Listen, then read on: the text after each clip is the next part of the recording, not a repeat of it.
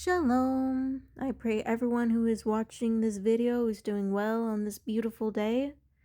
Today marks the day of first fruits, and I've been doing a lot of reflecting on what this day means. Before I give my thoughts, I figured I would read the passage that discusses first fruits in Leviticus chapter 3, verses 9 through 14. And Yahweh spoke to Moses, saying, "Speak to the people of Israel, and say to them, when you come into the land that I give you and reap its harvest, you shall bring the sheaf of the firstfruits of your harvest to the priest. And you shall wave the sheaf before Yahweh, so that you may be accepted. On the day after the Sabbath, the priest shall wave it. And on the day when you wave the sheaf, you shall offer a male lamb a year old without blemish as a burnt offering to Yahweh.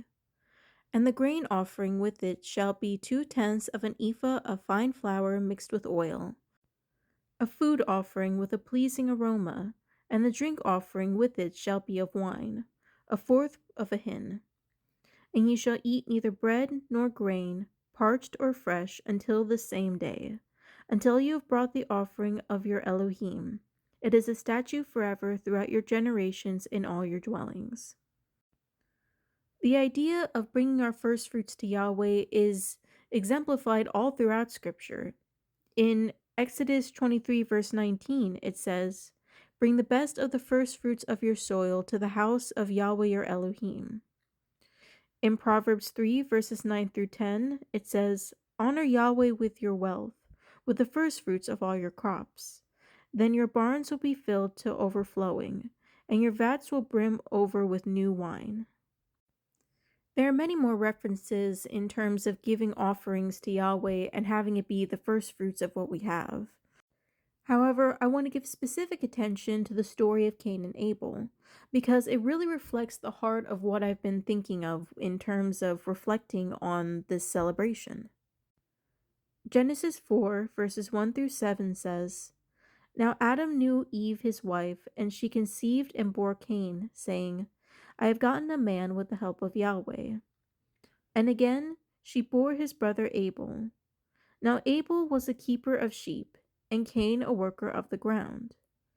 In the course of time, Cain brought to Yahweh an offering of the fruit of the ground. And Abel also brought of the firstborn of his flock and of their fat portions. And Yahweh had regard for Abel and his offering, but for Cain and his offering he had no regard. So Cain was very angry, and his face fell. Yahweh said to Cain, Why are you angry, and why has your face fallen? If you do well, will you not be accepted? And if you do not do well, sin is crouching at the door. Its desire is for you, and you must rule over it." I had heard the story of Cain and Abel a couple of times when I was growing up. And I was always curious about why Yahweh accepted Abel's offering over Cain's. Honestly, I didn't really understand it even after I came to the walk for a while.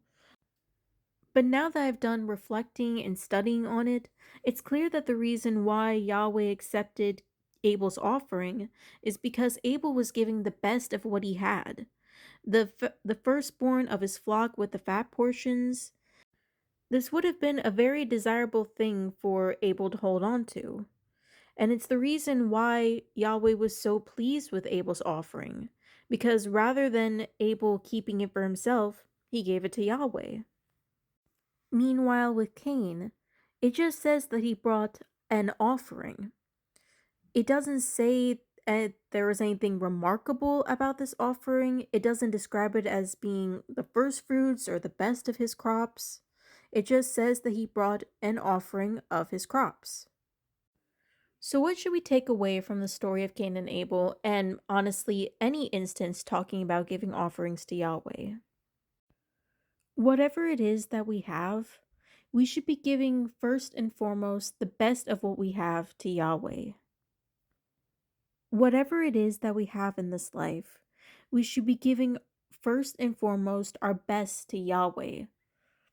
He is the one who gives us the provision, the tools, the guidance, the wisdom, and knowledge in order to build a fruitful life here on earth.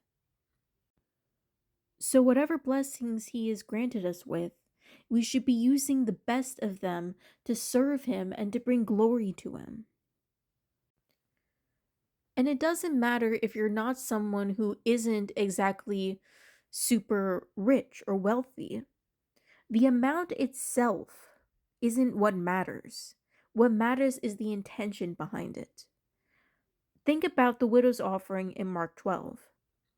And he sat down opposite the treasury and watched the people putting money into the offering box. Many rich people put in large sums, and a poor widow came and put in 2 small copper coins, which make a penny.